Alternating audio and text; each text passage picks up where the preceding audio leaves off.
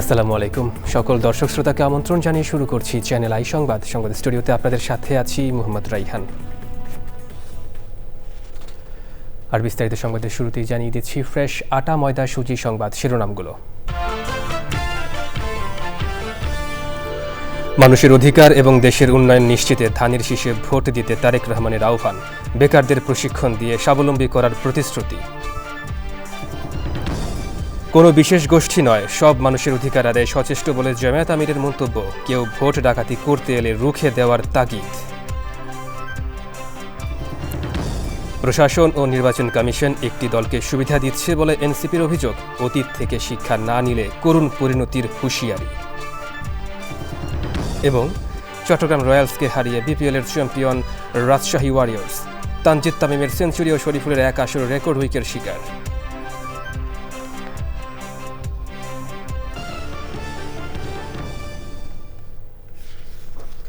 দর্শক সংবাদ শিরোনামগুলো জানাচ্ছিলাম। এখনকার এই সংবাদ আয়োজন একই সঙ্গে চ্যানেল আইয়ের ইউটিউব চ্যানেল এবং চ্যানেল আইয়ের ওটিটি প্ল্যাটফর্ম আই স্ক্রিনে লাইভ স্ট্রিম হচ্ছে। এবার বিস্তারিত প্রসঙ্গ, আর শুরুতেই জাতীয় সংসদ নির্বাচন 2026 কাউন্টডাউন।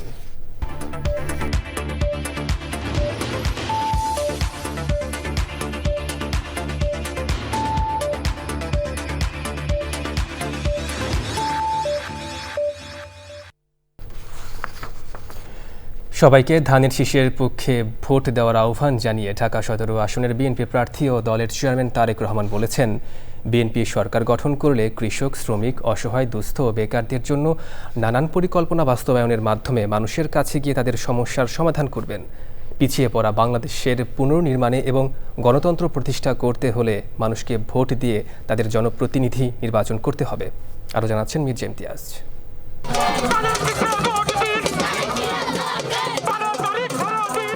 নির্বাচনী প্রচার শুরুর দ্বিতীয় দিনেই তারেক রহমান তার নির্বাচনী এলাকা ঢাকা 17 আসনের ভাষানটেকের জনসভায় এলাকাবাসীর সাথে কথা বলেন এবং হাজার হাজার মানুষের উপস্থিতিতে বক্তব্য দেন। বিআরবি মাঠ কানায় কানায় পূর্ণ হওয়ায় বিপুল সংখ্যক মানুষ আশপাশের সড়কে অবস্থান নেন। শুক্রবার সন্ধ্যা 6:30টায় তারেক রহমান মঞ্চে এসে পৌঁছালে নেতাকর্মীরা তাকে স্বাগত জানান।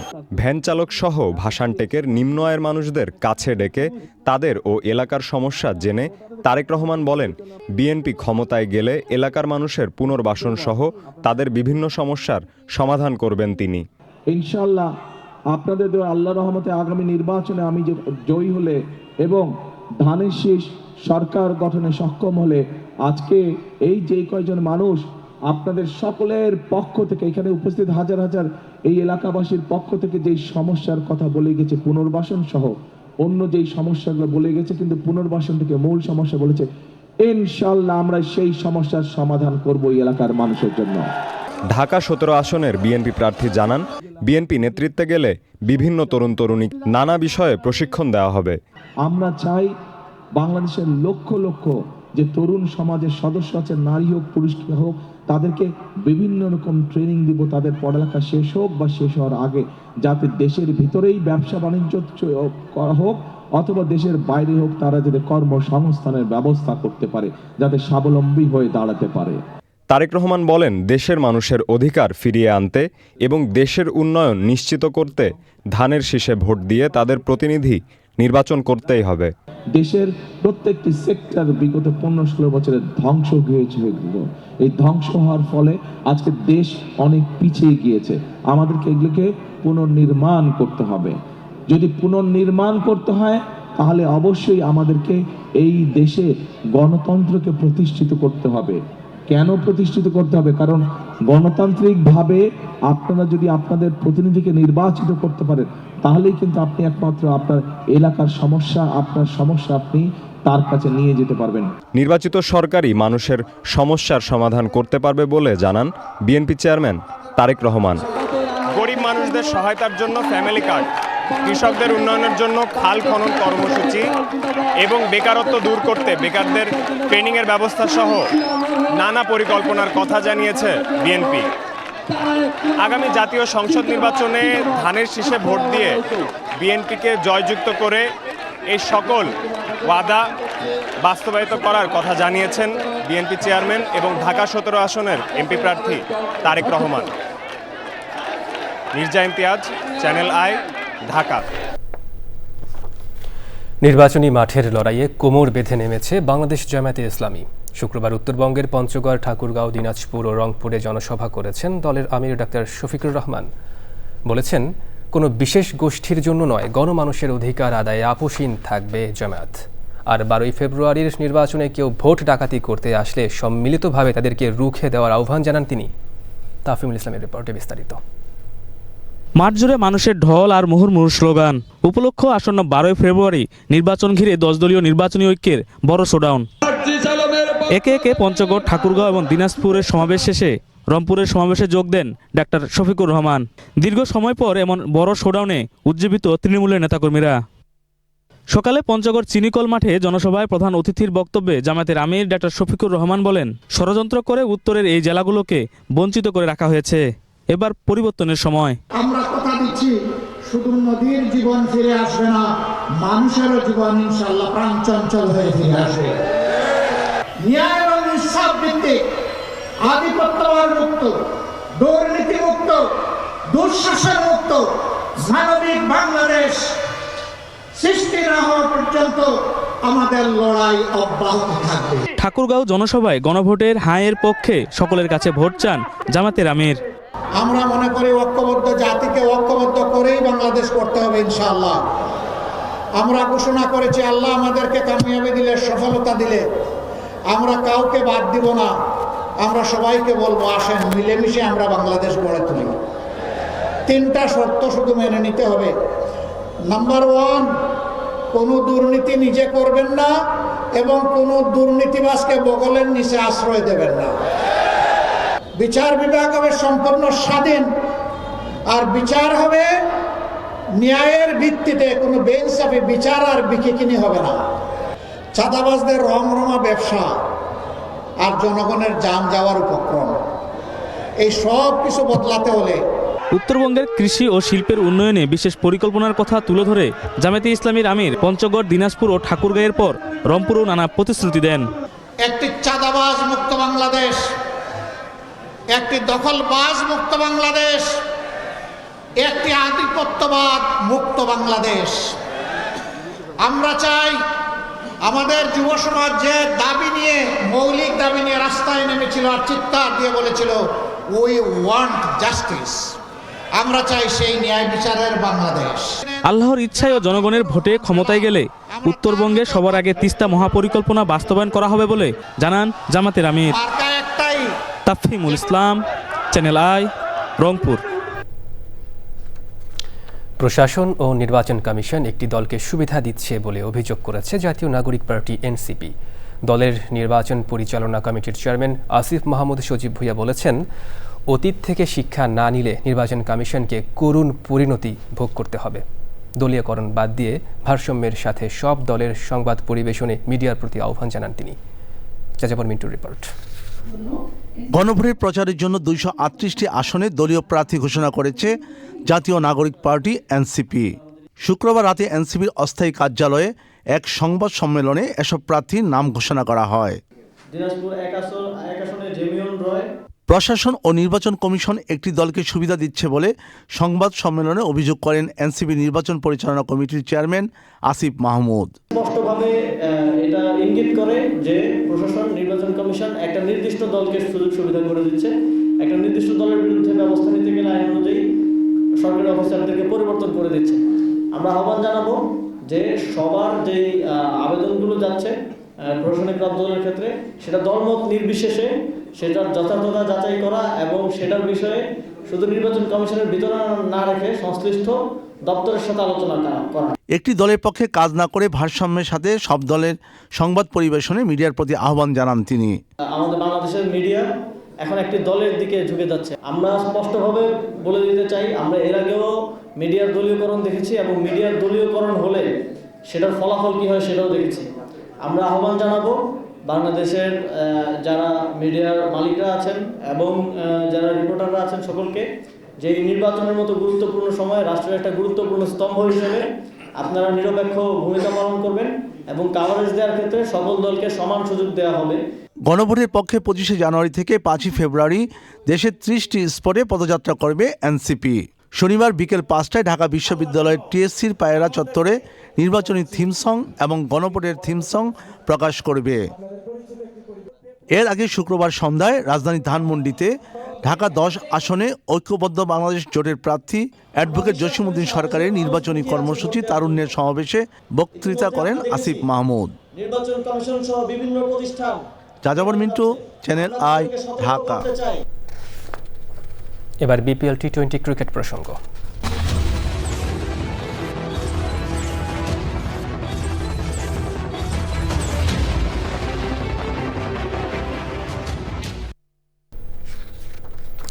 চট্টগ্রাম রয়্যালসকে 63 রানে হারিয়ে বিপিএলের দ্বাদশ আসরের champion Rajshahi Warriors.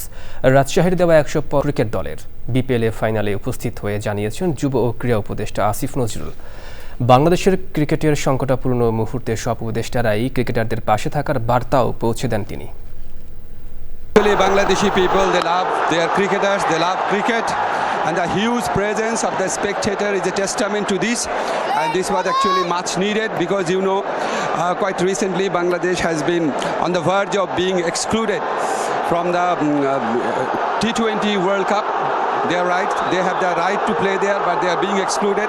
So in such a special time, the huge presence of spectator will definitely encourage Bangladesh cricket and cricketers. You can hear the sound and how popular cricket is in Bangladesh. Actually, half of the advisors who are present in Dhaka city tonight has turned up today and carries a special message because cricket, this is a very crucial time for Bangladesh cricket, and their presence is actually sort of give the message that even the policy makers are with cricket and cricketers. এবার অন্যান্য সংবাদ। দীর্ঘ ধূসর তনু, রাজকীয় চলন আর আকাশ কাঁপানো ডাকের জন্য বিশ্বজুড়ে সমাদৃত কমন ক্রেন সারস। হিমশীতল অঞ্চল থেকে হাজার মাইল পাড়ি দিয়ে বাংলাদেশে আসা পরিযায়ী পাখিটি প্রকৃতিপ্রেমীদের মাঝে তৈরি করেছে ভিন্ন উদ্দীপনা। তবে বাংলাদেশে এদের আগমন বাস্তুসংস্থান ইতিবাচক পরিবর্তনের ইঙ্গিত দিলেও নিরাপত্তা নিয়ে রয়েছে সংশয়। প্রধান আরিফের ভিডিও চিত্রে মোশাহিদ রনির রিপোর্ট। কমন ক্রেন সারস মূলত উত্তর ইউরেশিয়া ও উত্তর এশিয়ার পাখি হলেও এদের প্রজনন ও বিচরণে গুরুত্বপূর্ণ ভূমিকা পালন করে হিমালয় এবং তিব্বতীয় মালভূমি। এরা সাধারণত উত্তর গোলার্ধের জলাভূমি, বোরিয়াল বন এবং হিমালয়ের উচ্চতর পার্বত্য অঞ্চল, তিব্বত ও লাদাখের জলাশয়ে প্রজনন করে। প্রজননকালে নির্জনতাপ্রেমী এই পাখি প্রধানত সমুদ্রপৃষ্ঠ থেকে প্রায় 3 থেকে 4 হাজার মিটার উচ্চতায় আলপাইন জলাভূমিগুলোতে প্রজনন করে। সাধারণত একজোড়া পাখি 2টি ডিম দেয় এবং মা বাবা উভয়ই ডিমে তা দেয়। তথ্য বলছে বাংলাদেশে একসময় নিয়মিত কমন ক্রেন দেখা গেলেও বিংশ শতাব্দীর শেষার্ধে এদের উপস্থিতি নেমে আসে শূন্যের কোঠায়। তবে দীর্ঘ সময় পর গত 2 বছর সিলেটের কানাইঘাটের বড় হাওর এলাকায় দেখা যাচ্ছে রাজকীয় অতিথিদের। জলবায়ু পরিবর্তনের ফলে গত 2 বছরে হিমালয়ের উত্তরাঞ্চলে তীব্র শীত এবং বরফ পড়ার ধরনে পরিবর্তনের কারণে এই পাখিরা তাদের পুরনো পরিযায়ন পথ পরিবর্তন করে বাংলাদেশে আসছে বলে মনে করছেন বিশেষজ্ঞরা। এই পাখিগুলো এখানে আর আগের মতো আসে না, বা এই যে 3টি পাখি এসেছে সেগুলোও যে এখানে খুব নিরাপদে শীতকাল কাটিয়ে ফিরে যেতে পারবে এর কিন্তু কোনো নিশ্চয়তা নেই। এদের সংরক্ষণের জন্য আমাদের এই জলাভূমিগুলোকে রক্ষা করতে হবে, যাতে এখানে এই যে পাখির চোরা শিকার এটি সম্পূর্ণরূপে বন্ধ করা যায় এবং স্থানীয় মানুষ যারা তাদেরকে সচেতন করে এই সংরক্ষণের যে উদ্যোগ সেই উদ্যোগের সঙ্গী করতে হবে সবাই। কমন ক্রেনের উপস্থিতি প্রমাণ করে যে এই অঞ্চলের জলাভূমি ও বাস্তুসংস্থান এখনও এই ধরনের সংবেদনশীল পাখির টিকে থাকার জন্য উপযোগী। তবে পাখি শিকারী ও বেখেয়ালি পর্যটন এদের জন্য এখনও বড় হুমকি। Moshahid Roni, channel I, Sylhet. দর্শক দেখছেন চ্যানেল আই সংবাদ। এবার বিরতি। দর্শক, বিরতির পর আরও একবার স্বাগত চ্যানেল আই সংবাদে। চতুর্থ prime bank new year cup golf tournament বিজয়ীদের মাঝে পুরস্কার বিতরণ করা হয়েছে। শুক্রবার সন্ধ্যায় রাজধানীর আর্মি গলফ ক্লাবের গলফ গার্ডেনে আয়োজিত অনুষ্ঠানে প্রধান অতিথি ছিলেন বাংলাদেশ বিমান বাহিনীর প্রধান air chief marshal Hasan Mahmud Khan. উপস্থিত ছিলেন lieutenant general Khan Firoz Ahmed, army golf ক্লাবের প্রেসিডেন্ট তানজিল চৌধুরী, প্রাইম ব্যাংকের chairman brigadier general Syed Ahmed Ali সহ আর্মি গলফ ক্লাবের সদস্য ও অন্যান্যরা। সবশেষে হয় সাংস্কৃতিক আয়োজন ও নৈশভোজ। 4 দিনের টুর্নামেন্টে 840 জন গলফার অংশ নেন। চ্যাম্পিয়ন হওয়ার গৌরব অর্জন করেন BM সামিউল ইসলাম।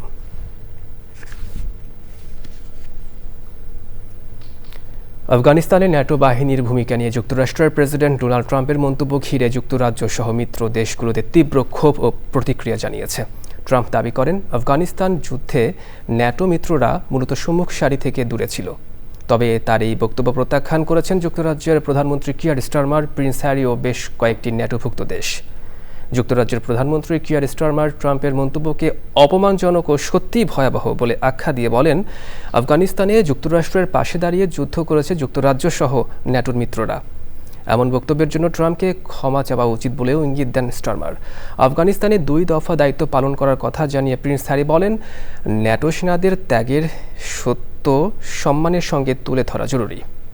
শুধু যুক্তরাজ্য থেকে এই যুদ্ধে 457 জন সেনা প্রাণ হারিয়েছেন বলে জানান তিনি। তবে এই বিষয়ে ভুল স্বীকার না করে হোয়াইট হাউস বলছে, ন্যাটোতে যুক্তরাষ্ট্রের অবদান ইউরোপকে নিজেদের প্রতিরক্ষা আরও জোরদারে সহায়তা করছে।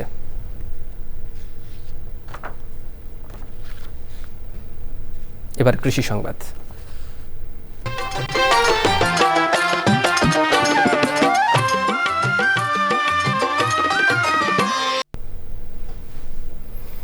ময়মনসিংহের ফুলবাড়িয়ার উৎপাদিত লাল মাটির হলুদের খ্যাতি রয়েছে দেশ জুড়ে। একসময় রফতানিও হতো এই হলুদের মান ও গুণগত বৈশিষ্ট্যের কারণে, কিন্তু মুক্তবাজার অর্থনীতিতে সেই সম্ভাবনাকে কাজে লাগানো যায়নি।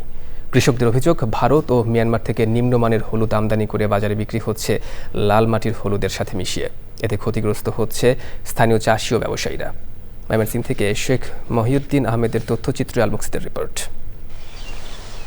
ময়মনসিংহের ফুলবাড়িয়ার হলুদ পাহাড়ের লাল মাটি ও অনুকূল আবহাওয়ার কারণে এখানে চাষ করা হয় উন্নত মানের হলুদ।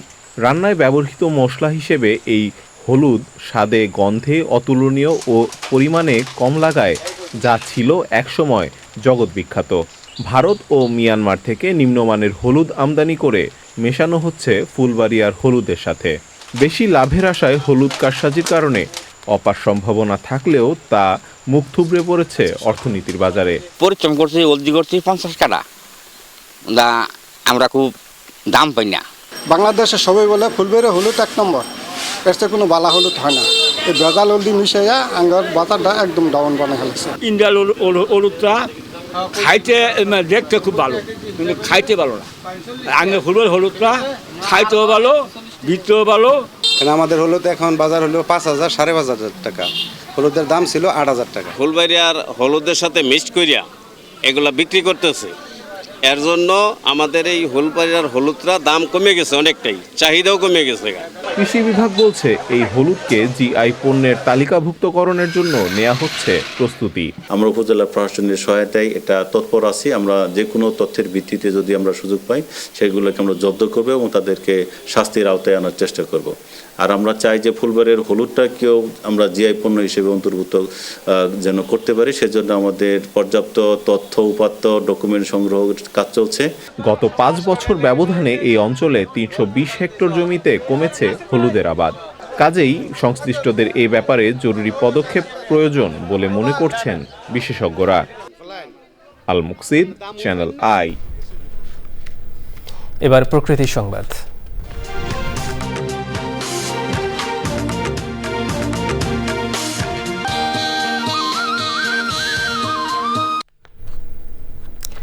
উন্নয়ন ও অগ্রগতির নামে দেশের মাটিতে বিপন্ন হয়ে যাওয়া খেজুর গাছ ও গুড়ের ঐতিহ্য ফেরাতে যশোরে চলছে বহুমুখী উদ্যোগ।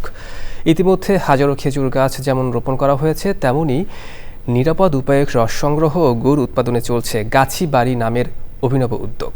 এর ফলে পরিবেশগত ঐতিহ্য ফেরানোর পাশাপাশি গতি পাচ্ছে স্থানীয় জীবন জীবিকা ও অর্থনীতি। যশোর থেকে আকরামুজ্জামানের তথ্য, ভিডিওচিত্রে মোশাহিদ রনির রিপোর্ট। আবহমান বাংলার পরিবেশ প্রতিবেশ ও ইতিহাস ঐতিহ্যের অবিচ্ছেদ্য অংশ খেজুর গাছ।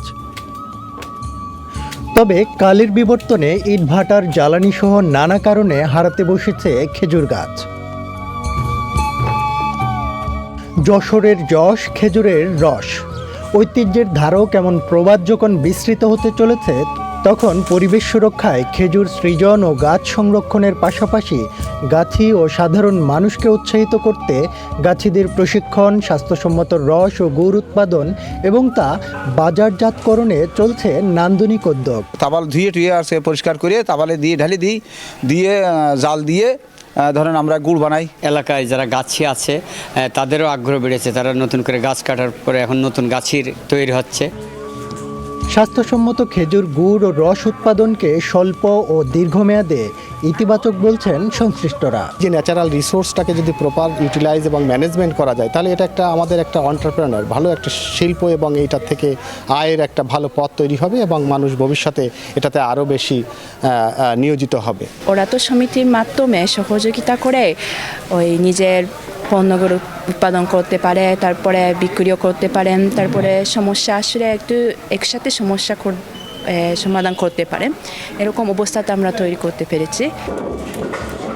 পরিবেশ ও সাংস্কৃতিক ঐতিহ্য ফেরানোর এই উদ্যোগে যুক্ত জাপান এনভায়রনমেন্টাল এডুকেশন ফোরাম ও দেশীয় বেসরকারি সংস্থা বেডস এবং প্রকৃতি ও জীবন ফাউন্ডেশন। মোশাহিদ রনি, প্রকৃতি ও জীবন ডেস্ক, চ্যানেল আই।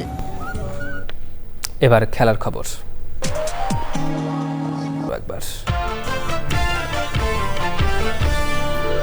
মানুষের অধিকার এবং দেশের উন্নয়ন নিশ্চিতে ধানের শীষে ভোট দিতে তারেক রহমানের আহ্বান, বেকারদের প্রশিক্ষণ দিয়ে স্বাবলম্বী করার প্রতিশ্রুতি।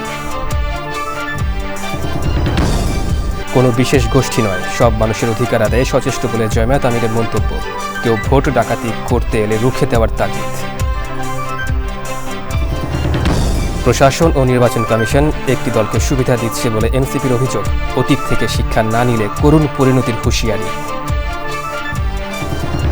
এবং চট্টগ্রাম রয়্যালসকে হারিয়ে বিপিএলের চ্যাম্পিয়ন রাজশাহী ওয়ারিয়র্স। তানজিদ তামিমের সেঞ্চুরি ও শরীফুলের এক আসরে রেকর্ড উইকেট শিকার।